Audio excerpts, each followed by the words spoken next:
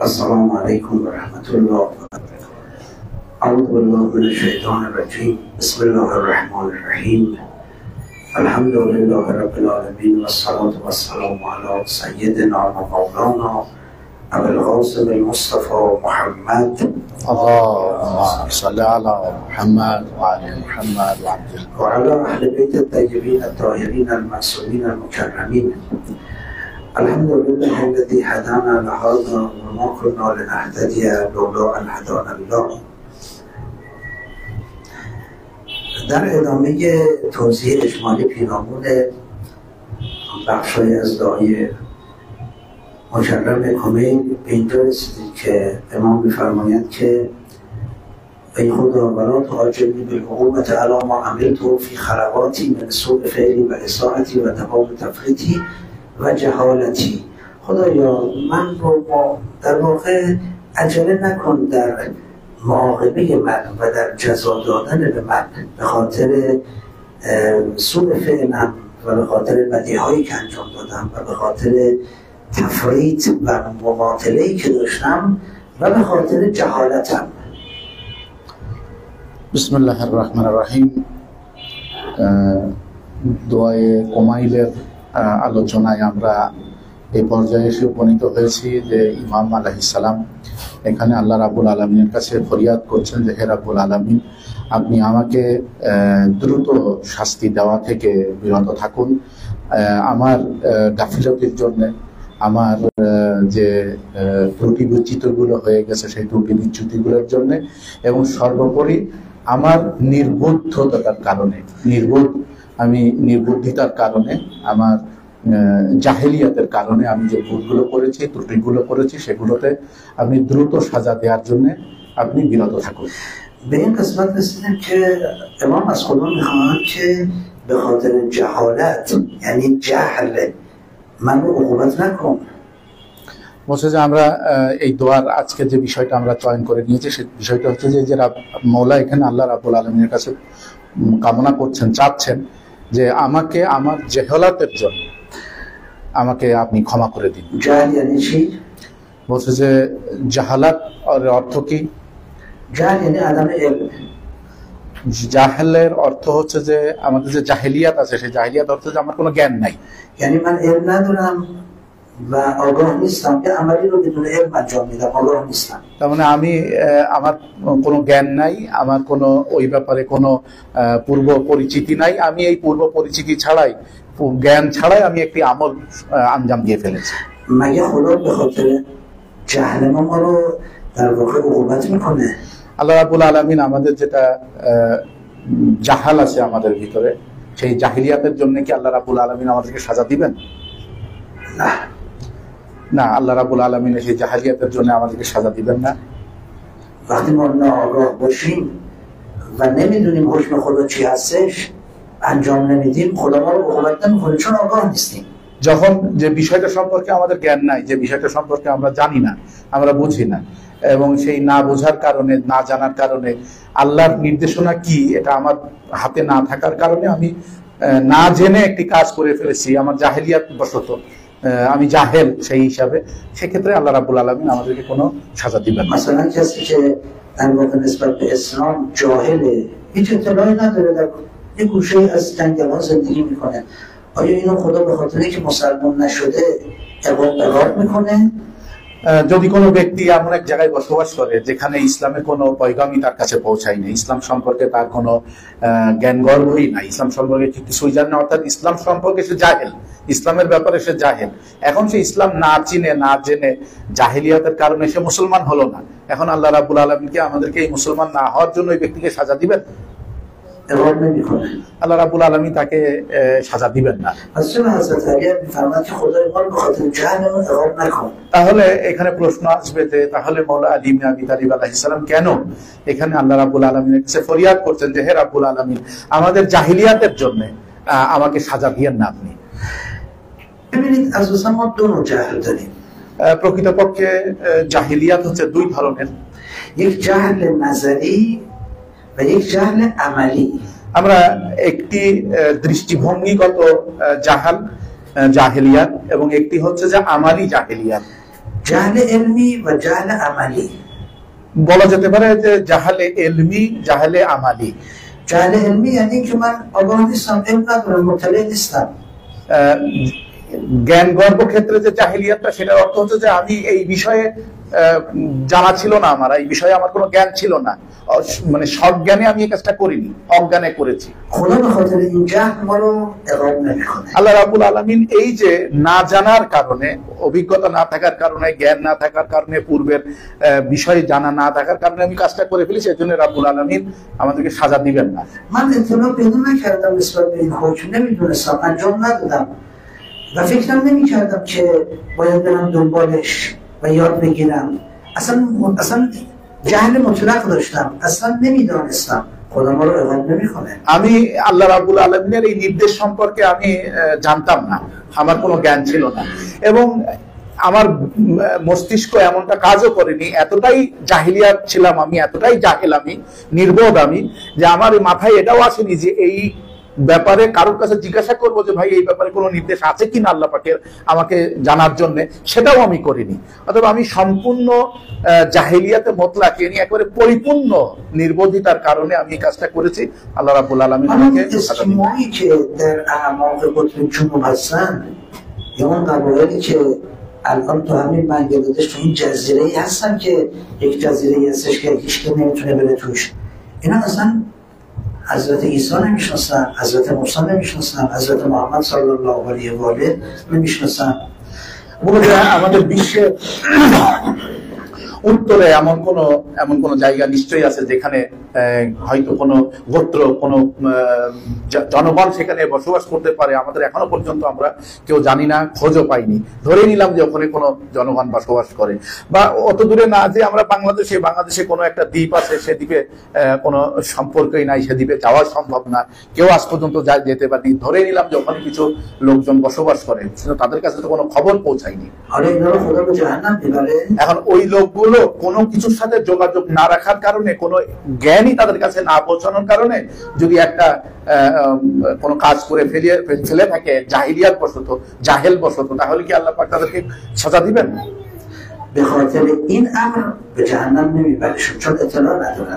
এই কাজের জন্য, এই যে না জেনে না বুঝে এই কাজটা করে ফেলেছে, এর জন্য আল্লাহ রাব্বুল আলামিন তাদেরকে জাহান্নামে নিয়ে যাবেন না। البته اینجوری نیست که حالا چون جهنم نمیبره ببره به بهشت ها، এরকমটাও আবার নয় যে আমি যে কথা বলছি যে আল্লাহ রাব্বুল আলামিন এই কাজের জন্য তাদেরকে জাহান্নামে নিয়ে যাবেন না, তার মানে কিন্তু এটা আবার বুঝেন না আপনারা যে তাহলে তাদেরকে বেহেশতে নিয়ে যাবেন না, এমনটাও নয়। بهشت به خاطر انجام عمل خوب هست. اگه انجام عمل خوب داشتند و اون شرایط رو داشتند بهشت هم میرن। বলছে যে এটা নিশ্চিত আমাদের কাছে পরিষ্কার থাকা দরকার, বেহেশত আল্লাহ রাব্বুল আলামিন কি কারণে বেহেশত আমাদেরকে দিবেন, সেটা হচ্ছে যে ভালো আমল আঞ্জাম দেওয়ার কারণে, ভালো কাজ আঞ্জাম দেওয়ার কারণে, আমলে সালেহ আঞ্জাম দেওয়ার কারণে আল্লাহ রাব্বুল আলামিন আমাদেরকে বেহেশত দান করবেন। این میشه جهل علمی یا جهل نظری। বলছে যে এই যে জাহিলিয়াত নিয়ে আমরা এতক্ষণ আলোচনা করলাম, এই জাহিলিয়াত থেকে বলা যাবে জাহিলিয়াতে এলমি বা জাহিলিয়াতের দৃষ্টিভঙ্গিগত জাহিলিয়াতে নাজারি। আমার এই জাহিলিয়াত জাহল আমালি বা রাফসারিয়ে। কিন্তু আরেকটা জাহিলিয়াত আমাদের ভিতরে আছে, সেটা আমরা জেনে থাকবো, যে সেটা হচ্ছে যে আমাদের আমালি, আমলগত বা আচরণগত যে জাহিলিয়াত আমাদের ভিতরে আছে। এই জাহিল বিস্তার তার কোরআন মাধ্যমে আছে। পবিত্র কোরআন জাহিলিয়াত সম্পর্কে যেখানে কথা বলেছে, এই দৃষ্টিভঙ্গিতে এই দ্বিতীয় পর্যায়ে জাহিলিয়াত সম্পর্কে কোরআন কথা বলেছে আমাদের সাথে, মানে এমনটাও নয়। بهشت به خاطر انجام عمل خوب هست. اگه انجام عمل خوب داشتند و اون شرایط رو داشتند بهشت هم میرن। বলছে যে এটা নিশ্চিত আমাদের কাছে পরিষ্কার থাকা দরকার, বেহেশত আল্লাহ রাব্বুল আলামিন কি কারণে বেহেশত আমাদেরকে দিবেন, সেটা হচ্ছে যে ভালো আমল আঞ্জাম দেওয়ার কারণে, ভালো কাজ আঞ্জাম দেওয়ার কারণে, আমলে সালেহ আঞ্জাম দেওয়ার কারণে আল্লাহ রাব্বুল আলামিন আমাদেরকে বেহেশত দান করবেন। این میشه جهل علمی یا جهل نظری। বলছে যে এই যে জাহিলিয়াত নিয়ে আমরা এতক্ষণ আলোচনা করলাম, এই জাহিলিয়াত থেকে বলা যাবে জাহিলিয়াতে এলমি বা জাহিলিয়াতের দৃষ্টিভঙ্গিগত জাহিলিয়াতে নাজারি। আমার এই জাহিলিয়াত জাহল আমালি বা রাফসারিয়ে। কিন্তু আরেকটা জাহিলিয়াত আমাদের ভিতরে আছে, সেটা আমরা জেনে থাকবো, যে সেটা হচ্ছে যে আমাদের আমালি, আমলগত বা আচরণগত যে জাহেলিয়াত আমাদের ভিতরে আছে। این جهل بیشتر در قرآن متناسبه. পবিত্র কোরআন জাহেলিয়াত সম্পর্কে যেখানে কথা বলেছে, এই দৃষ্টিভঙ্গিতে এই দ্বিতীয় পর্যায়ের জাহেলিয়াত সম্পর্কে কোরআন কথা বলেছে আমাদের সাথে। دیدیم میگن که طرف جاهلانه عمل کرد، جاهلانه رفتار کرد، یعنی نه اینکه نمیدونست، بلکه مثل کسی عمل کرد که گویی نمیداند। বলছে যে আমরা অনেক সময় বলে থাকি যে দেখেছো ওই ব্যক্তিটা কি আমলটা করলো, একেবারে জাহিলিয়াতের মতন আমলটা করলো। তার মানেটা কি? এই যে জাহিলিয়াতের মতো আমল করলো, এটা বলার উদ্দেশ্য হচ্ছে যে এই ব্যক্তিটা জাহেল নয়, এই ব্যক্তিটা জানতো বিষয়টা, কিন্তু এমনটা আমল করেছে যেন একজন জাহেল ব্যক্তির ন্যায় আমল করেছে। তাই আমরা বলে থাকি দেখলা যে এই ব্যক্তিটা একেবারে জাহিলিয়াতের মতন আমল করলো। میدانست اما مطابق علمش عمل نکرد. این موقعیت رو میگن موقعیت جاهلانه. বলছে যে সে জানতো, কিন্তু তার জানার যে জ্ঞানটা, ওই বিষয়ে যে জ্ঞানটা তার ভিতরে ছিল, তার নিজের ভিতরে যে এলম রাখতো, ওই বিষয় সম্পর্কে যে পরিচিতি রাখতো, সেই পরিচিতি অনুযায়ী সে আমলটা করেনি। এই জন্য তাকে বলা হবে এটাকে মানে জাহালে আমালি। کسی که به علمش عمل نمیکنه گویی مثل کسی است که اصلا علم نداره. যে ব্যক্তি তার প্রাপ্ত তথ্য উপাত্ত বা জ্ঞান এর উপরে আমল করে না, সে ব্যক্তিকে এমনটাই বলা যাবে যে ধরেই নেওয়া যাবে যে সেই ব্যক্তিটা আসলেই কিছু জানতো না। لذا به اینا میگن جاهل. এই কারণেই তাদেরকে বলা হয় জাহেল। باید تفاوت که این علم داره اما اثر علم در رفتارش ظاهر نمیشه. আর একটা পরিভাষায় বলা যেতে পারে যে না, এই ধরনের যারা আমালি বা রাফতারি মানে আচরণগত এবং আমলগত যে জাহেলিয়াতটা, সে জ্ঞান ছিল তার, সে জ্ঞান রাখতো, কিন্তু ওই জ্ঞান অনুযায়ী সে আমলও করেনি, জ্ঞান অনুযায়ী সে আচরণও করেনি। তার মানে তার আচরণে তার আমলে ওই জ্ঞানটা যে সে তার ভিতরে আছে এটা প্রমাণ পায়নি। এই ধরনের জাহিলিয়াত সম্পন্ন ব্যক্তিবর্গরা আল্লাহ রাব্বুল আলামিনের পক্ষ থেকে সাজাপ্রাপ্ত হবে।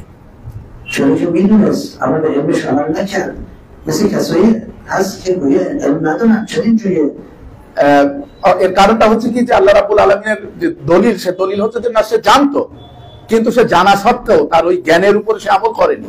তার জ্ঞানের উপরে সে দৃষ্টিপাত না করে সে এমন ভাবে আমল করেছে, বরং এটাই বলা চলে যে সে জানতো কিন্তু একজন না জানা ব্যক্তির মতন আমল করেছে।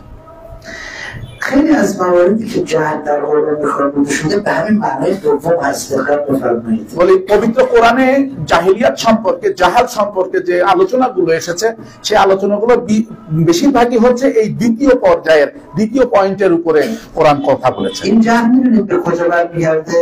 বলছে এই যে জাহালটা আমরা কথা বলছি, এই যে জাহিলিয়াতটা নিয়ে কথা বলছি, এটা কোথায় ফিরে যাবে জানো?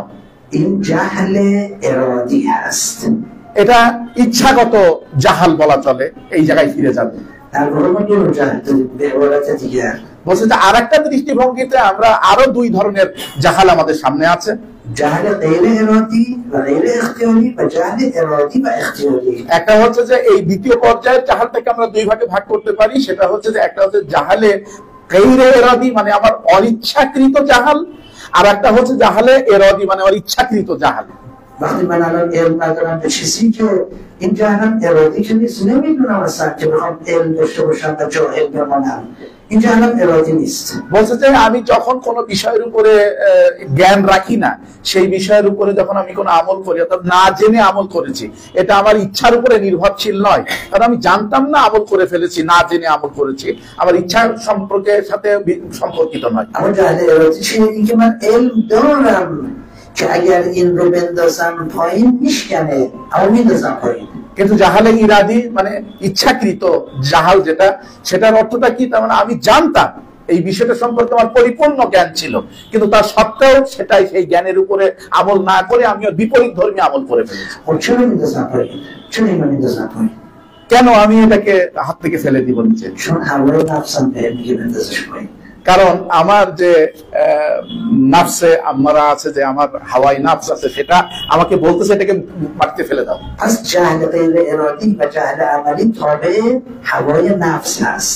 তাহলে জাহালে গায়রে ইরাদি মানে অনিচ্ছাকৃত জাহাল, এবং জাহালে আমাদের সাথে সম্পর্কিত হচ্ছে যে আমাদের যে হাওয়াই নাফস আছে, সেই নাফসে আম্মারার সাথে সম্পর্কিত।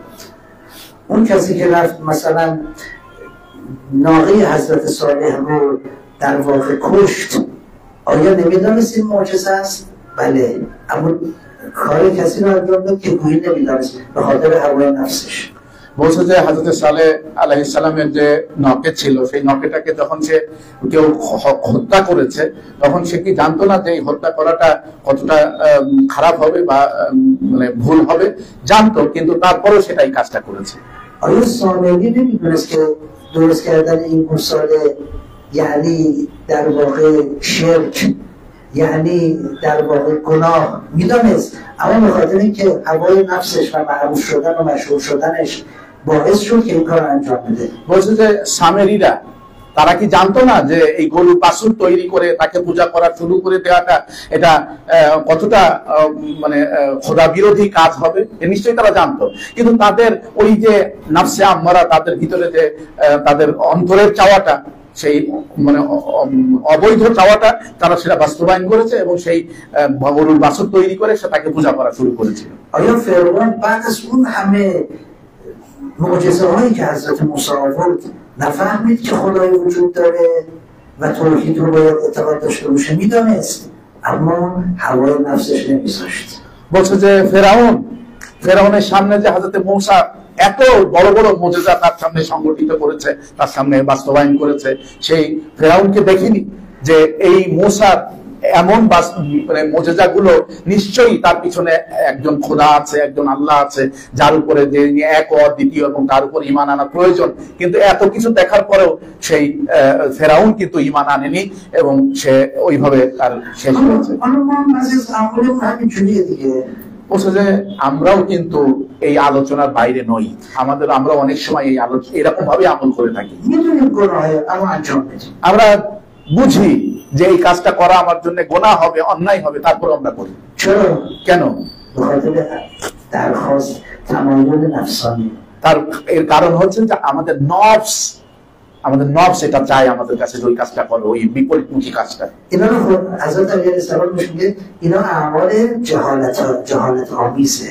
বলছে যে মওলা আলী আলাইহিস সালাম এই আমলগুলোকে, এই কর্মগুলোকে বলছেন উনি জাহেলিয়াতের সাথে সম্পর্ক করে দিচ্ছেন এবং এই জন্যই আল্লাহর কাছে মানে আশ্রয় প্রার্থনা।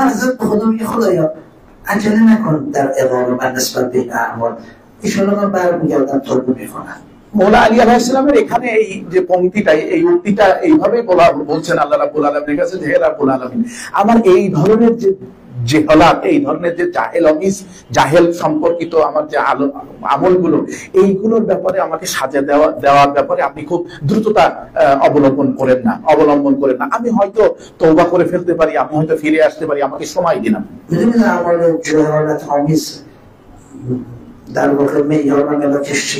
বলছে যে জাহেলিয়াত সম্পন্ন আমল করার জন্য তার উৎস বা তার বৈশিষ্ট্যগুলো কি আমাদের জানা আছে?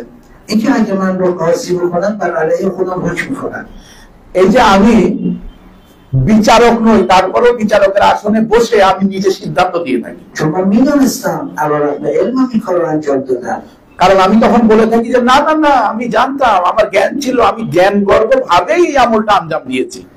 لذا هستش که روز قیامت انسان خودش بر علیه خودش حکم کنه. کفر به نفسه که در واقع کفایت میکنه همین که خودت بر علیه خودت حکم کنه। বলছে যে আর সেই কিয়ামতের দিন এই আমার ভিতরের সত্তাটাই সেদিন আমার বিরুদ্ধে বিচারের আসনে বসে বিচার করবে না, আমার ভিতরের সত্তাটাই আমার বিরুদ্ধে সেখানে স্বীকারোক্তি দিবে। এবং আল্লাহ পাক পবিত্র কোরআনে এই কথাই বলছেন যে এতটাই যথেষ্ট কিয়ামতের ময়দানে তোমাদেরকে সাজা প্রদান করার জন্য যে তোমাদের ভিতরের সত্তাটাই তোমাদের বিরুদ্ধে সাক্ষ্য দান করবে। انسان بر نفس خودش خیلی خیلی خیلی آگاه است. কিন্তু পবিত্র কোরআনে আরো এক জায়গায় বলছেন আল্লাহ রাব্বুল আলামিন যে মানুষ, এই ইনসান তার নফসের ব্যাপারে সকল সময় সে বিজ্ঞ। چون آگاه هستش، میدونه که این کار اشتباهه اما انجامش میده।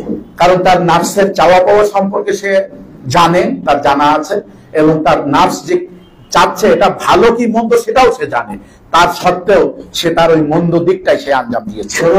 কেন?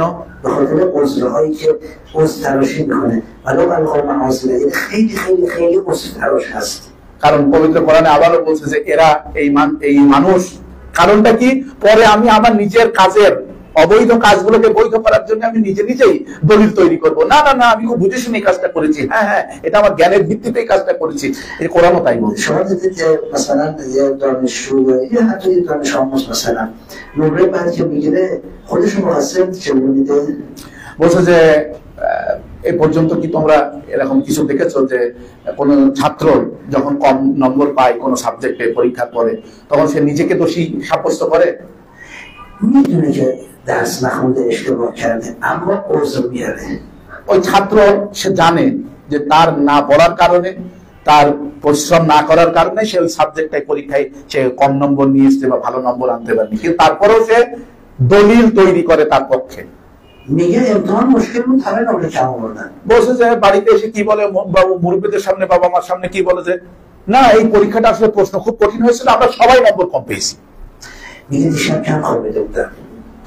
বা যদি তা না বলে থাকে বলে যে আমি আসলে গত রাত্রে খুব ঘুমটা খুব ভালো হয়নি, এই জন্য পরীক্ষাটা খুব ভালো দিতে পারিনি। میگه معلم اصلا سختگیر بود. বা এটাও বলে থাকি আমরা যে না এই সাবজেক্টের টিচারটা এরকম, সে মার্ক দিতেই চায় না, মার্ক যেন সে বিকে করে আনে এমন একটা অবস্থা। سر امتحان سرم درد گرفت بابا. বা আরো বলে থাকি যে না পরীক্ষার হলে গিয়েছিলাম সুস্থ অবস্থায়, কিন্তু প্রশ্ন হাতে পাওয়ার পরে আমার মাথাটা এত যন্ত্রণা শুরু হয়ে গেছিল আমি আর লিখতে পারিনি। اینا رو میگن عنصر بهانه. এগুলোর بلا হচ্ছে যে দলিল তৈরি করা, নিজের পক্ষে সাফাই দেওয়া। در واقع خودش رفته دادگاه خودش هم قاضیه، خودش هم داره چیکار میکنه؟ از خودش دفاع میکنه. নিজেই বিচারকের আসনে বসেছে, নিজেই আসামির কাঠগড়ায় নিজেকে দাঁড় করিয়েছে, নিজেই প্রশ্ন করেছে, নিজেই সেগুলোর উত্তর দিচ্ছে, নিজেই সেগুলোর দলিল আনছে যে না কাজটা আমার ঠিক ছিল, এই কারণে এইভাবে হয়ে গেছে। اینجا خودش رو راضی میکنه. আর এরপরে যে শেষে কি করে, সে নিজেকে না আমি সন্তুষ্ট আছি, আমি নিজেকে সন্তুষ্ট করে ফেলে। ما هم همینجوریم تو اعمالمون هم تو اعمالمون آقا خیلی که هر بود نتونستم روزه بگیرم. আমরাও প্রত্যেকটা কাজে এরকমটাই বলে থাকি, আমরা এর বাইরে নই। হ্যাঁ আমরা কি বলে থাকি, আজকে এতটা গরম ছিল, এতটা গরম ছিল, আজকে এই জন্য রোজা রাখতে পারিনি। دیشب سحری نخوردم بابا. রাত্রে গত রাত্রে সেহরিতে উঠতে পারিনি, সেহরি খেতে পারিনি, রোজা রাখিনি। امروز کار خیلی مهمی داشتم باید عمل میکردم، گفتم حالا بعدا روزه رو قضا میکنم. বলছে যে আজকে এমন একটা গুরুত্বপূর্ণ কাজ ছিল, আমার একটু মানে বাইরে যাওয়ার দরকার ছিল, সে কাজটা না করলেই হতো না, এই জন্য আমি মনে করছি ঠিক আছে আজকে রোজাটা রাখবো না, পরে রেখে দেবো, কাজা করে দেবো। راجع به نمازم ممکنه همین حرف بزنه. বলছে যে নামাজের ব্যাপারে হয়তো আমরা এরকম কিছু দলিল তৈরি করতে من পারি। راجع به خیلی چیزهای دیگه. এবং শুধু তাই না, অনেক কিছুর বিষয়ে আমরা অনেক দলিল তৈরি করে থাকি আমাদেরকে বাঁচানোর। این سیستم گستراشی در ما هست.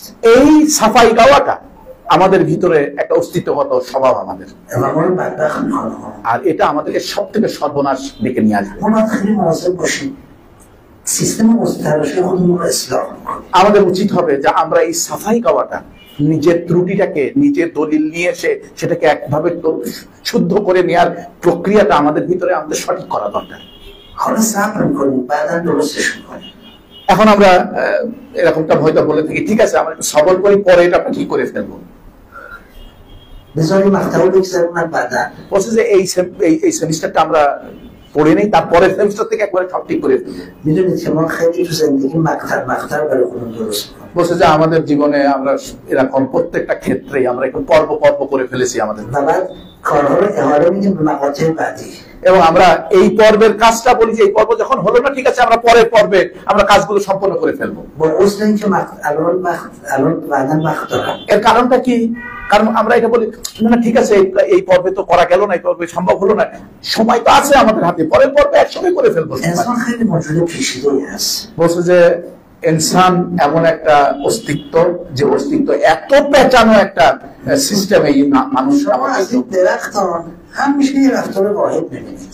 বলছে যে একটা গাছকে যদি আমরা দেখি, একটা গাছের সেই জন্মলগ্ন থেকে শেষ পর্যন্ত তার আচরণ একক আচরণের উপরে ভিত্তি করে পড়ে। از این حیوان همیشه رفتار واحد می‌بینید و رفتارش رو پیش بینی می‌کنید. বলছে যে প্রত্যেকটা পশুর ক্ষেত্রেও তাই, প্রত্যেকটা পশুর তার চরিত্র নেচার অনুযায়ী তার একই ধরনের আচরণ আমরা পরিলক্ষিত করি, এবং এই আচরণ ভিত্তিতে আমরা ওই পশু সম্পর্কে আমরা গবেষণা বা আমাদের দৃষ্টিভঙ্গি বর্ণনা করে থাকি। اما انسان پیچیده است، رفتارش رو نمی‌تونید پیش بینی کنید. কিন্তু মানুষ হচ্ছে এমন একটা পেঁচানো বস্তু, যে বস্তুর আচরণ, যে বস্তুর কাজকর্ম কখনোই ভবিষ্যৎবাণী করা সম্ভব না, বলা সম্ভব না।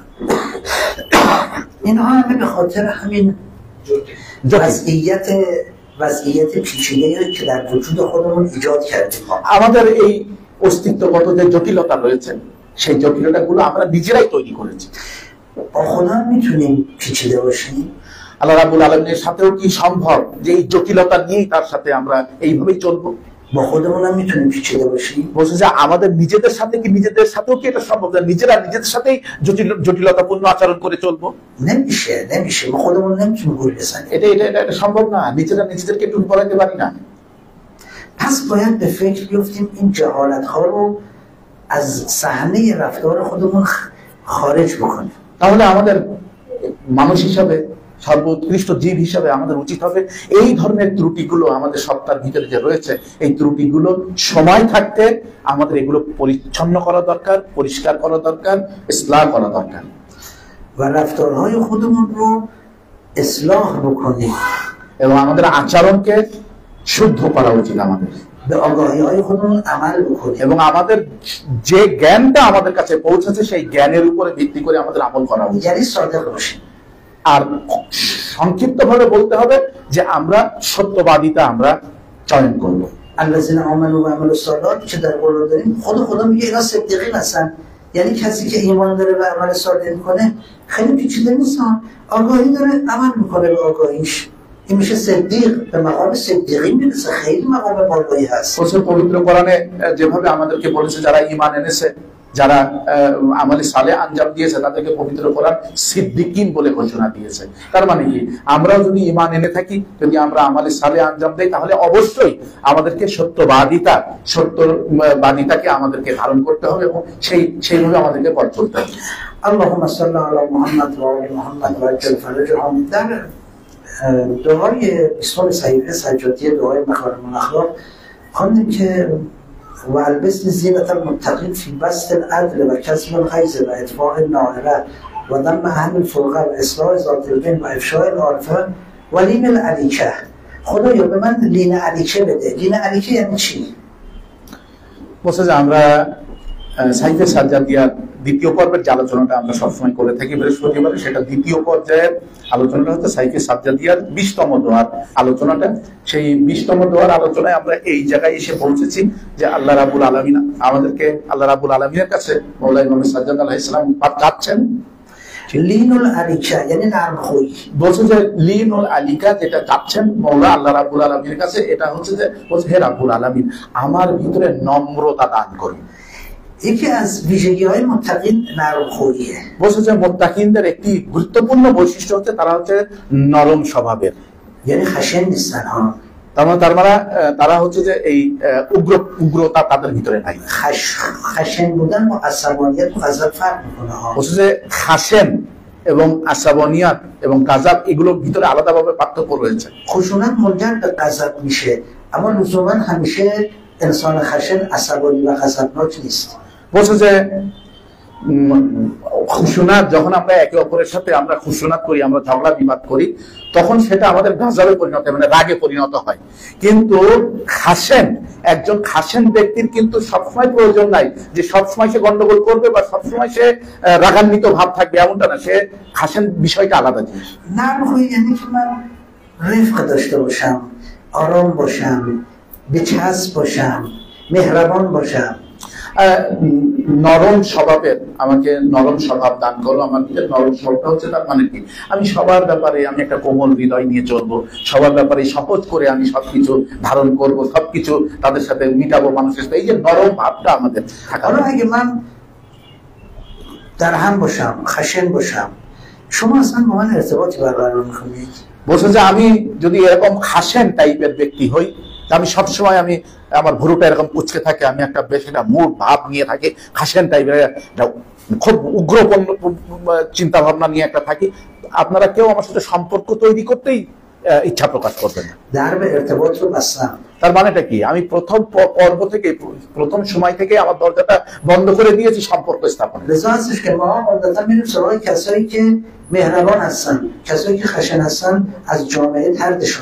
যে ব্যক্তিগুলো উগ্রপন্থী সেই ব্যক্তিগুলোর কাছে আমরা মূলত চেষ্টা করি তাদের কাছে না যাওয়ার, তাদের সাথে সম্পর্ক তৈরি না করার, বরং আমরা সমাজে সেই লোকগুলোকে খুঁজে নেওয়ার চেষ্টা করি বা খুঁজে নেই এবং তাদের সাথে সম্পর্ক স্থাপন করি যারা নরম টাইপের, নরম হৃদয়ের, কোমলতা যাদের ভিতরে আছে। خدا به پیامبرم همین رو میگه ها. আল্লাহ রাব্বুল আলামিন তার প্রিয় হাবিবকেও ঠিক একই কথা বলেছেন। فبما رحمة من الله لنت لهم فلو كنت فظا غليظ القلب لانفضوا من حولك. ای پیامبر تو به خاطر رحمت الهی نرم شدی، لین شدی، نرم خو شدی نسبت به مسلمان ها. اگر چنانچه خشن و غلیظ القلب، خشن القلب بودی، اینها از دور تو همه میرفتن، اصلا دیگه تو رو نمیگرفتن، تحویلت نمیگرفتن، دورت نمی آمدن. বলছে যে আল্লাহ রাব্বুল আলামিন তার হাবিবকে এভাবে পবিত্র কোরআনে প্রকাশ করছেন যে হে আল্লাহ বলছেন যে হে আমার রাসূল, হে আমার হাবিব, তুমি সত্যি মুসলমানদের জন্য নরম হৃদয়ের আচরণ তাদের সামনে পেশ করেছো আল্লাহর রহমতে। এখানে আল্লাহ পাক বলছেন আল্লাহর রহমতে যে তুমি মুসলমানদের জন্য, মানুষদের জন্য নরম স্বভাবের, কোমল স্বভাব তাদের সামনে প্রকাশ করেছো, এজন্যই তারা তোমাকে এত আকৃষ্ট করেছে তোমার দিকে। আর যদি তুমি উগ্রপন্থীতা তুমি যদি ধারণ করতা, উগ্রমূর্তি যদি তুমি ধারণ করতা, তাহলে এরা তোমার পাশে জড়ো হওয়ার থেকে তো দূরের কথা, তোমার থেকে দূরে তারা পালিয়ে যেত। دیدید پیامبر بره تو مسجد النبی مردم رو جمع بکنه بگه از این ساعت تا این ساعت کودکان، از این ساعت تا این ساعت نوجوانان و جوانان، از این ساعت تا این ساعت بزرگسالان، از این ساعت تا این ساعت خانم ها بیان من میخوام بهشون آموزش بدم. বলছে যে আপনারা ইতিহাসে দেখে থাকবেন যে নিশ্চয়ই রাসূলুল্লাহ এই কাজগুলো করেছেন। রাসূলুল্লাহ মসজিদে নববীতে যেতেন এবং বলতেন যে এই ঘন্টা থেকে এই ঘন্টা ছোট বাচ্চাদের জন্য, এই পরের ঘন্টা থেকে পরের ঘন্টা পর্যন্ত যুবকদের জন্য, এর পরের ঘন্টা থেকে পরের ঘন্টা থেকে প্রবীণদের জন্য, এর পরের ঘন্টা এই পরের ঘন্টা থেকে মহিলাদের জন্য আমি কথা বলবো। এবং রাসূলুল্লাহ দেখেছেন কত দ্রুত ইসলামকে মানে ছড়িয়ে দিয়েছেন বিভিন্ন জায়গাতে। বলছে রাসূলুল্লাহ এইভাবেই ওই নরম কোমলতা ছিল বলেই তিনি ইসলামের জন্য নিজেদেরকে উৎসর্গ করার মানে মন মানসিকতা তৈরি করতে পেরেছিলেন। এর কারণ হচ্ছে যে রাসূল অত্যন্ত মেহরাবান ছিলেন। হঠাৎ দেখলো কোন একদিন যে রাসূলুল্লাহ মসজিদে আসলেন না, মানুষ সবাই অপেক্ষা করছে। মানুষ কয়েকজন মুসলমান ছুটে চলে গেল রাসূলের খবর নেওয়ার জন্য। এই গলি সে গলি খুঁজে বেড়াচ্ছেন রাসূলুল্লাহ। হঠাৎ করে শুনতে পেলেন যে ওই দিক থেকে দূর থেকে রাসূলুল্লাহ কণ্ঠস্বর ভেসে আসছে। در واقع چوبچه زده یه بچه پشت بچه‌ها رفتن بالا دوش پیامبر شطور اینها شد। বলছে যে তারা ছুটে গিয়ে তখন দেখলো যে রাসূলুল্লাহ বাচ্চাদের সাথে খেলা করছেন, রাসূলুল্লাহ বসে আছেন, সব বাচ্চাগুলো রাসূলের ঘাড়ে উঠেছেন এবং রাসূল তাদের জন্য উটের মতো করে তাদের সাথে খেলা করছেন। কোন রাইস জমহুর নখসাসে শতর বাচ্চা হচ্ছে। বলছে যে এ পর্যন্ত কোন প্রধানমন্ত্রী, কোন প্রেসিডেন্ট, কোন দেশের প্রেসিডেন্ট, কোন দেশের প্রধানমন্ত্রী এই পর্যন্ত বাচ্চাদের জন্য উট হয়েছে আর তারা ঘাড়ে উঠে বাচ্চারা খেলা করেছেন। বলছে যে উনি ওনাকে দিয়ে বলছেন আমি বলি আমরা সবাই এই কাজটা কখনো করি না। বাচ্চাদের জন্য কেউ আজ পর্যন্ত আমরা উঠ হয়ে যায়নি যে আমার ঘাড়ে ওঠো, আমি তোমাদের মতন উঠে চড়াচ্ছি তোমাদেরকে, এই কাজটা আমরা কেউ করি না। বলছে যে আমি মনে করো বাইরে গেলাম, এই বাইরে আশেপাশে কোনো মাঠে আমি ঘুরতে গেলাম, সেখানে বাচ্চারা জমা হয়ে আমার বললো যে আপনি উঠন, আপনার ঘাড়ে উঠে আমরা মানে উঠ ভ্রমণ করবো, আমি সেটা করতে দিব? বরং আমি কি বলবো, আমি বলবো যে তাদের বাপ মাকে ডেকে বলবো, তাদের বাপ মাকে আমি শাসাবো যে কি বাচ্চা তৈরি করেছেন, বাচ্চাকে শাসন করেন, বাচ্চাকে ভদ্রতা শেখান, আমাকে বলে উঠতে। بهترین مخلوق خدا الله اکبر که اگر تو نبودی اصلا این جهان رو من خلق نمی‌کردم رفته شطور بچه‌ها شده। বলছে কিন্তু আল্লাহর সৃষ্টির সর্বশ্রেষ্ঠ সৃষ্টি, যাকে সৃষ্টি না করলে আল্লাহ কিছুই সৃষ্টি করতেন না, সেই সত্তা দুনিয়াতে এসেছেন, সেই সত্তা উট হয়েছেন, উটের মতন বসে আছেন, বাচ্চারা ঘাড়ে উঠেছেন, উনি উট হিসাবে বাচ্চাদেরকে উটে চড়িয়ে ঘুরিয়ে নিয়ে বেড়াচ্ছেন। মুসলমানরা হবে আব্বাল ওয়াক্ত নামাজ মসজিদ উঠতে শطور বাচ্চারা। বলছে যে মুসলমানরা সবাই অপেক্ষায় দাঁড়িয়ে আছে, আব্বাল ওয়াক্তে মসজিদে নামাজ পড়া হবে, কিন্তু রাসূলুল্লাহ তখনও বাচ্চাদের সাথে উঠবে তাদেরকে চড়িয়ে নিয়ে বেড়াচ্ছেন। মুসলমানরা মানে আর پیامبر زشته شما نباید این کارو بکنید. گفت پیامبر گفت نه من شطور بچه ها هستم. ওই কিছু প্রথম সারি রাসূলের মানে মুসলমানরা রাসূলের সাথে পাশের লোকজনরা এসে রাসূলুল্লাহকে বলল যে রাসূলুল্লাহ এটা কি হচ্ছে, এটা খুব একটা অন্যায় কাজ হচ্ছে, আজান হয়ে গেছে প্রথমবার, আপনি এইভাবে বাচ্চাদের সাথে খেলা করছেন, আপনার একটা ব্যক্তিত্ব আছে, আপনার একটা ভারী কি আছে। বললো যে না, কোনো কথা বলবো না, এখন আমি বাচ্চাদের সাথে খেলছি। حالا پیامبر چیکار میکنه؟ এখন রাসূলুল্লাহ কি করবেন? بچه ها رو میذاره زمین میره مسجد. রাসূলুল্লাহ বাচ্চাদেরকে নামিয়ে দিয়ে রাসূলুল্লাহ মসজিদে যাবেন। এখন اینا همه حکمت داره رفتار پیامبر ها. বলছে যে সব রাসূলের সব আচরণগুলোই হিকমতের অধিকার। به بچه ها میگه بچه ها من برم مسجد. ছোট বাচ্চাদেরকে তখন রাসূলুল্লাহ হেসে বললেন যে بچه ها قبول نمیکنن. বাচ্চারা আমি কি এখন মসজিদে যাব? বাচ্চারা কবুল করলো না। میگه بچه ها منو میفروشید به اینها، منو میفروشید به اینها. রাসূলুল্লাহ আবারও বাচ্চাদেরকে দিকে তাকিয়ে বললেন যে বাচ্চারা তোমরা একটা কাজ করবা, আমাকে কি এই লোকদের কাছে বিক্রি করে দিবা? بچه ها میگن آره. বাচ্চারা তখন বললো যে হ্যাঁ বিক্রি করে দেবো ওই লোকের কাছে। میگن به چی میفروشی؟ বলে যে কত টাকায় বিক্রি করবা? میگن به گردو. বলছে যে তারা যদি একটা গেরদু, একটা ফল আর কি, আখরোট যদি আমাদেরকে দেয় তাহলে আখরোটের বদলে আমরা আপনাকে বিক্রি করে দেব। الله اکبر. پیامبر میگه برید گردو بیارید. রাসূলুল্লাহ বললেন যে সবাইকে তখন আসহাবদেরকে বললো যাও তোমরা যে আখরোট নিয়ে এসো।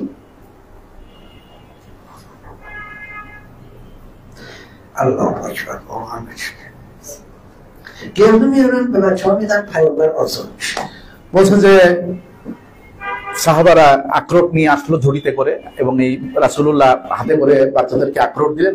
বাচ্চারা সন্তুষ্ট হয়ে গেছে এবং রাসূলুল্লাহ বললেন আমি তোমাদের কাছ থেকে স্বাধীন। হ্যাঁ স্বাধীন। রাসূলুল্লাহ তারপরে এসলো। حالا این بچه دیگه غیر پیامبری میشه. বলছে যে এই আমলটা, এই আচরণটা রাসূলের কাছ থেকে দেখলো ওই বাচ্চারা কি কখনো আর রাসূলের থেকে, তাদের মন থেকে রাসূলকে সরিয়ে দিতে পারবে? شب همه مردم نشستن داستان گردو فروش پیامبر به گردو شطور شدن پیامبر رو ذکر میکنن. বলছে যে রাত্রে সবাই একত্র হয়ে বসে এই গল্প মুখে মুখে এই গল্প ছড়িয়ে পড়লো রাসূলুল্লাহ কিভাবে বাচ্চাদের জন্য উট হয়েছিলেন, শেষবেশ এই উট হওয়া থেকে বাঁচলেন কিভাবে, নিজেকে বিক্রি করে দিলেন আখরোটের বদলে, বিকৃত হয়ে তারপরে তাই রাসূলুল্লাহ ওখান থেকে স্বাধীন হয়েছেন। এই গল্প চারিদিকে মুখে মুখে ছড়িয়ে পড়লো। رکعت دوم نماز خون پیامبر یه دفعه دیدن رکعت‌های دیگه تند کرد نمازشون. রাসূলুল্লাহ 2 রাকাত নামাজ পড়ার পরে সবাই নামাজিরা দেখলো যে এর পরে যে আরো যে রাকাতগুলোর অবশিষ্ট রাকাতগুলো ছিল, সেই অবশিষ্ট রাকাতগুলো রাসূলুল্লাহ খুব দ্রুত গতিতে ওই পরের রাকাতগুলো শেষ করলেন। بلافاصله نمازو تند کرد، نمازو سلام داد، بلند شد رفت بیرون. বলছে রাসূলুল্লাহ পরের রাকাতগুলো খুব দ্রুততার সহিত শেষ করে সালাম পাঠ করে দ্রুত মসজিদ থেকে বের হয়ে আসলেন। صدای گریه بچه رو شنیده بود. কেন? কারণ রাসূলুল্লাহর কানে একজন বাচ্চার ক্রন্দন কণ্ঠ ভেসে এসেছিল, একজন বাচ্চার কান্না শুনতে পেয়েছিলেন। رفت بچه رو گرفت بغل کرد ساکت کرد. বলছে যে ওই বাচ্চা যে মসজিদের বাইরে কাঁদছিল, দ্রুত গতিতে বাচ্চার কাছে পৌঁছে বাচ্চাকে কোলে নিয়ে বাচ্চাকে আদর করে তাকে ঠান্ডা করলো। বাচ্চা هنوز که هنوز این چیزا رو وقتی ما میشنویم قلبمون اصلا متحول میشه. বলছে যে আমরা যখনই এই মানে কথাগুলো রাসূলের জীবন চরিত্র সম্পর্কে এগুলো যখন আমরা পড়াশোনা করি তখন আমাদের কলবগুলো বিচলিত হয়ে ওঠে। میدونید پیامبر عالم‌ترین موجود بود. বলছে যে আমরা নিশ্চয়ই এটা জানি যে এই সকল সৃষ্টির ভিতরে রাসূলুল্লাহ সত্তা হচ্ছে সর্বাধিক এবং সর্বোচ্চ মানের জ্ঞান সম্পন্ন। شجاع‌ترین فرد بود. সব থেকে সাহসিকতার সর্বোচ্চ অবস্থান করতেন রাসূলুল্লাহ। با تقواترین فرد بود. তাকওয়ার সব থেকে উচ্চ পর্যায়ের স্থানে অবস্থান করতেন اما রাসূলুল্লাহ। هیچ کدوم از این صفاتش ستوده نشده. কিন্তু এই সাহসিকতা, তাকওয়া সম্পন্নতা এই ধরনের বৈশিষ্ট্যগুলোকে রাসূলুল্লাহকে খুব বেশি আমরা স্মরণ করি না বা পরিচিতি পাইনি। گفتن رسول الله چیه؟ বলা হলো যে রাসূলুল্লাহ কি? رحمت للعالمین. বলা হলো রাসূলুল্লাহ হচ্ছেন রাহমাতুল লিল আলামিন। همین رحمت للعالمین باعث شد اسلام همجوری گسترش پیدا کنه تا الان. আর এই রাহমাতুল লিল আলামিন অর্থাৎ দুই জগতের উনি রহমত স্বরূপ, এই রহমত স্বরূপ হওয়াটাই ইসলামকে এত দ্রুত এদেশ থেকে সে দেশে নিয়ে চলে গেছে। نرم‌خویی در ایجاد ارتباط خیلی تاثیر داره. বলছে যে নরম স্বভাবের কোমলতা, নরম ভাব ভঙ্গিমা একজনের সাথে আরেকজনের সম্পর্ক সৃষ্টিতে খুব দ্রুত ভূমিকা পালন করে। کسی که نرم باشه دیگران بهش هم احترام میذارن هم کمکش میکنن. বলছে যে ব্যক্তি নরম স্বভাবের, কোমলতাপূর্ণ, তার অনেকগুলো মানে ভালো দিক রয়েছে। মানুষের সঙ্গে দ্রুত তার সম্পর্ক হয়ে যায় এবং মানুষ তার সাহায্যে দ্রুত এগিয়ে আসে। در روایت داریم میگم که اگر چنانچه میخواید در واقع مورد اهانت و دوری مردم قرار بگیرید خشن باشید. বলছে যে আমাদের সামনে রেওয়ায়েত উপবিষ্ট আছে, সে রেওয়ায়েতে বলা হয়েছে যদি তোমরা মানুষের কাছ থেকে দূরে সরে যেতে চাও তাহলে ক্রোধ সম্পূর্ণ, উগ্রপন্থিতা এবং ওই খাসেন ভাবটা তোমাদের ভিতরে নিয়ে আসো, মানুষের থেকে তোমরা দূরে সরে যাবে। اصلا ایمان یعنی نرم‌خویی. বলছে আসলে যদি আমরা ইমানটাকে একটা ছোট্ট পরিভাষা যদি দিতে চাই, ইমানের সামনাসামনি বিপরীতমুখী, তাহলে বলতে হবে যে ইমান মানে হচ্ছে কোমলতা, নমনীয়তাই হচ্ছে ইমান। میشه کسی ایمان داشته باشه خشن باشه؟ বলছে এটা কি সম্ভব যে কোনো ব্যক্তির ইমান থাকবে, ইমানদার হবেন, কিন্তু সে আবার উগ্রপন্থী হবে, রাগান্বিত হবে, খুব কঠোর প্রকৃতির হবে? এটাই সম্ভব? এটা হয় না। در روایت داریم پیامبر اکرم میفرمایند به اندازه من قسم له الایمان قسم له الرفق. به اندازه ایمانتون رفق به شما در واقع تقسیم شده. یعنی ایمان شما معادل رفق شماست، معادل نرم‌خویی، معادل مهربانی شماست. বলছে যে রাসূলুল্লাহ তাই আমাদেরকে পরিষ্কারভাবে বলে গেছেন, ওনার হাদিসে আমরা দেখতে পাই, সেটা হচ্ছে যে আমাদের যে ইমানটা একটা মানে ঐশ্বরিক ব্যাপার। আমি ব্র্যাকেটে বলছি, এটা ঐশ্বরিক ব্যাপার, ওটাকে পেতে হয়, ইমানটা পেতে হয়। তো ইমানটা যখন আসে উপর থেকে, আল্লাহর পক্ষ থেকে যখন দেওয়া হয়, তখন এই দেয়াটা কার বিনিময় দেবে? ওই কোমলতা, নমনীয়তার উপরে নির্ভর করে, ওর পরিমাপ করে আমাদেরকে ইমান দেওয়া হয়। پیامبر فرمود ان لكل شيء قفلا و قفل الایمان الرفق. برای هر چیزی قفلی هست. قفل ایمان میدونید چجوری باز میشه؟ رفقه. বলছে যে রাসূলুল্লাহ বলেছেন যে প্রত্যেকটা জিনিসের একটা তালা আছে, প্রত্যেকটা জিনিস পাইতে হলে তালাটা খুলতে হয়, তালাটা খুলে তারপর ওই জিনিসটাকে হাসিল করতে হয়। প্রত্যেকটা জিনিসের একটা মানে তালা মারা আছে। কিন্তু ইমান পাওয়ার জন্য কি করতে হয়? ইমান পাওয়ার যে তালাটা খুলতে হবে, সেই তালার চাবিটা হচ্ছে ওই নমনীয়তা, কোমলতা। এটাই হচ্ছে ওর চাবি। এই ইমান আমাদের হাতে। خداوند بندگان مهربان خودش رو چجوری تقسیم میکنه؟ আল্লাহ রাব্বুল আলামিন তার নমনীয়তা সম্পন্ন বান্দাদের, কোমলতা সম্পন্ন বান্দাদেরকে কিভাবে উনি ব্যাখ্যা দিয়েছেন? میفرماید عباد الرحمن الذين يمشون على الارض هونا واذا خاطبهم الجاهلون قالوا سلاما. هنگامی که بر روی زمین راه میرن خیلی آرام راه میرن، اینجوری نیست که خشن باشن، آرام هستن، یعنی روی زمین آرام هستن. و هنگامی که کسایی با اونها خشونت میکنن، بدی میکنن، به اونها مهربانی میکنن، میگویند سلام علیکم. বলছে যে আল্লাহ রাব্বুল আলামিন এই তার খুব নরম হৃদয়ের মানুষদেরকে আল্লাহ রাব্বুল আলামিন এভাবেই তুলে ধরছেন, ফুটিয়ে তুলছেন যে যখন তারা মাটির উপরে হেঁটে চলে, তখন তারা এমন ভাবে হেঁটে চলে যেন খুব নরম ভাবে হেঁটে যাচ্ছে, যে মাটি মানে অনুভব করছে না যে তার উপরে কেউ হাঁটছে। এত নরম ভাবে, এত কোমল ভাবে তারা কদম চালাচ্ছে মাটির উপরে। এবং দ্বিতীয় যে মানে তাদেরকে ফুটিয়ে তুলছেন আল্লাহ রাব্বুল আলামিন, বলছেন যে তারা এমন স্বভাবের হয়, যখন কেউ তাদের সাথে এসে কোনো আক্রমণ বা কোনো ঝগড়াঝাটি করতে চায়, তখন তারা বলে নরম হয়ে, তারা বলে আসসালামু আলাইকুম। حضرت لقمان به فرزندش چه نصیحتی کرد؟ বলছে যে লোকমান আলাইহিস সালাম তার সন্তানকে কি উপদেশ দিয়েছিল, কিছু নসিহত انك لن تخرق الارض ولا تبلغ الجبال طولا. تو نمیتونی زمین رو بشکافی، لن تخرق الارض، نمیتونی زمین رو بشکافی و فرو بری، قدرتشون نداری و نمیتونی به جبال برسی. خشن مباش، مهربان باش. با مهربانی خیلی کارهای دیگه بزرگتر از این میتونی انجام بدی. বলছে যে হযরতে লোকমান আলাইহিস সালাম তার সন্তানকে এভাবে বলেছিল যে তুমি, তোমার সেই শক্তি নাই যে এই জমিনকে তুমি দ্বিখণ্ডিত করে ফেলবা এবং তুমি সেই জমিনের ভিতরে চলে যাবা, এবং তোমার এই শক্তি নেই যে তুমি সর্বোচ্চ উচ্চে অবস্থান করবা, এই শক্তিও তোমার নাই। কিন্তু তুমি একটা জিনিস করতে পারো, সেটা হচ্ছে তুমি যদি কোমল এবং নমনীয়তা অবলম্বন করো, তাহলে তুমি সবকিছু করতে সক্ষম। بدونید کاری که با خشونت نمیشه انجام داد اتفاقا با مهربانی میشه انجام داد. বলছে যে এটা নিশ্চিতভাবে আমাদের জানা উচিত যে কাজটা ঝগড়াঝাটি, ফিতনা ফাসাদ, বিভেদ করে যেটা করা সম্ভব না।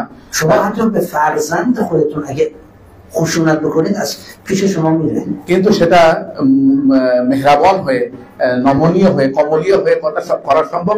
তাই আমরা যদি আমাদের সন্তানকেও কোনো কাজ করতে যদি তাদের সাথে আমরা খুশুনাত নেই, ঝগড়াঝাটি ফতনা ফাসাদে আমরা যদি রাগান্বিত স্বভাব যদি তাদের উপরে করি, সেখানেও আমরা আমাদের দুশমনের জন্য মেহরবানি করলে জায়েজ মিশে। কিন্তু যদি আমাদের দুশমনদেরকে আমরা কোমল, আমরা নমনীয়তা দেখাই তাদের সাথে, তারা আবার কিন্তু সেই দুশমনী ভুলে যে আমার সাথে একাকার হয়ে যাবে। মেহরবানি দিগারন رو بنده انسان میکنه। বলছে যে নমনীয়তা, মেহরাবানি যদি আমরা ওই আচরণের অধিকারী হতে পারি, তাহলে অন্যদেরকে ওই মেহরাবান পূর্ণ আচরণ পূর্ণ বান্দার মানে ব্যক্তির বান্দা হয়ে যাওয়ার জন্য প্রয়াস নিয়ে থাকে। به قول مولوی میگه که در واقع از مهربانی سرکه که تنده شیرین میشه و لذیذ میشه। বলছে যে আমরা তো সিরকা খাইতে কেমন লাগে, মানে টক চুখার মতন লাগে সিরকা খাইতে, কিন্তু বলছে যে মৌলাবি বলতেছেন যে এই যারা যদি কেউ আমরা নরম হই, কোমল হয়, নমনীয়তা থাকে, এই নমনীয়তার আসরে ওই সিরকাও মিষ্টি হয়ে যেতে বাধ্য। حضرت علیه السلام فرمودند الانسان عبید الاحسان، انسان بنده کوچک احسان و نیکویی به خودشه। বলছেন যে মৌলা আলী আলাইহিস সালাম আরেকটি হাদিসে বলছেন যে মানুষ এহসান, ভালো কাজ, ভালো কর্মের বান্দা হয়ে যায় মানুষ। بسیار ما اگر چنانچه بتوانیم نرم‌خویی رو، احسان و رفق رو در خودمون تقویت کنیم، دینمون کاملتر و کاملتر میشه। তাই আমরা যদি আমাদের আচরণে আমাদের কমলীয়তা, নমনীয়তা, মেহরাবানি যদি আমাদের আচরণে আমরা এটাকে স্পষ্ট করতে পারি এবং যদি এটাকে স্থায়ীভাবে আমাদের আচরণে আমরা ফুটিয়ে তুলতে পারি, স্থান দিতে পারি, তাহলে দেখবো যে আমাদের দ্বীন, ঈমান আমাদের ভিতরে আরো বেশি করে আমাদের ভিতরে অবস্থান করছে। আল্লাহুম্মা সাল্লি আলা মুহাম্মাদ ওয়া আলি মুহাম্মাদ ওয়া আজ্জিল ফারাজাহুম। اللهم اجل لوليك الفرج والعافية والناصر والرأفة والرحمة. اللهم اغفر للمؤمنين والمؤمنات والمسلمين والمسلمات الأحياء منهم والأموات، طول بيننا وبينهم بالخيرات، إنك مجيب الدعوات، إنك غافر الذنب والخطيئات، إنك على كل شيء قدير. اللهم اغفر لنا ولوالدينا، اللهم اغفر لموتانا، اللهم اغفر لأجدادنا وجداتنا، اللهم اغفر لأسرتنا، اللهم اجعل عواقب أمورنا خيرا، اللهم اشف مرضانا، اللهم انصر الإسلام والمسلمين واخذل الكفار والمنافقين، اللهم اخذل إسرائيل، اللهم اشف مرضانا وارحمنا، اللهم عافنا واعف عنا واغننا عمن سواك، اللهم انصرنا على من عادانا واصلح امر آخرتنا ودنيانا واقض حوائجنا يا لطيف.